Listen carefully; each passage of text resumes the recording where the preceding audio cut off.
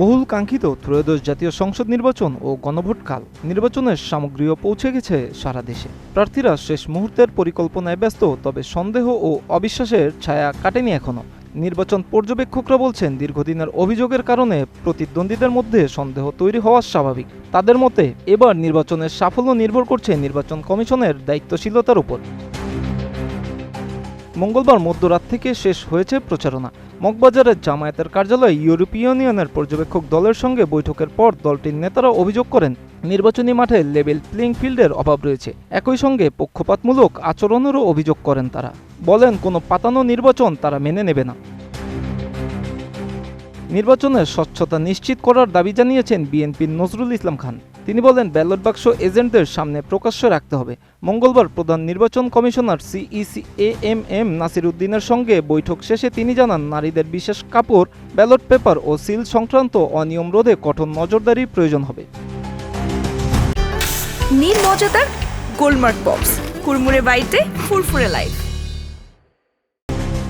সন্দেহ ও নিরাপত্তা নিয়ে উদ্বেগের মধ্যেও আইজিপি বাহারুল আলম জানান, সারা দেশে ৮৭৭০টি ভোটকেন্দ্র অতি ঝুঁকিপূর্ণ। এসব কেন্দ্রে বডি ক্যামেরা ও ড্রোন ব্যবহার করা হবে এবং যে কোনো অস্ত্র প্রবেশ ও হুমকি মোকাবেলায় সব ধরনের ব্যবস্থা নেওয়া হয়েছে।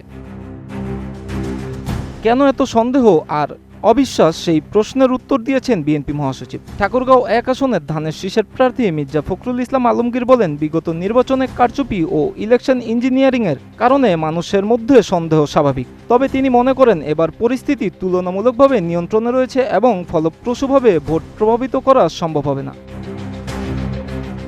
এ বিষয়ে জাতীয় নাগরিক পার্টির যুগ্ম সদস্য সচিব ও দলের নির্বাচন পরিচালনা কমিটির সেক্রেটারি মনিরা শারমিন বলেন, নির্বাচন কমিশন ও প্রশাসন যথাযথ দায়িত্ব পালন করেনি। লেভেল প্লেইং ফিল্ডের স্বচ্ছতা প্রশ্নবিদ্ধ এবং ভোটারদের নিরাপত্তা নিয়েও রয়েছে শঙ্কা। সুজনের সম্পাদক বদিউল আলম মজুমদার জানান, প্রতিদ্বন্দ্বীদের মধ্যে সন্দেহ থাকা স্বাভাবিক হলেও তা দূর করার দায়িত্ব এখন নির্বাচন কমিশনের। সরকার পক্ষ থেকে বারবার জানানো হয়েছে, ভোট কেন্দ্রে নিরাপত্তা কঠোরভাবে নিশ্চিত করা হবে। স্বরাষ্ট্র উপদেষ্টা লেফটেন্যান্ট জেনারেল জাহাঙ্গীর আলম চৌধুরী বলেন, এবার সশস্ত্র বাহিনী কেন্দ্রের ভেতরে থাকতে পারে এবং বাধাদানকারীদের কোনো ছাড় দেওয়া হবে না। নির্বাচনকে ঘিরে দেশজুড়ে এখন সকলের প্রত্যাশা সহিংসতামুক্ত, অবাধ ও নিরপেক্ষ পরিবেশে একটি সুন্দর ও সুষ্ঠু ভোট। এমনই একটি সুষ্ঠু নির্বাচনের দিকেই তাকিয়ে আছে পুরো দেশ। Miraj Hossain, ATN news.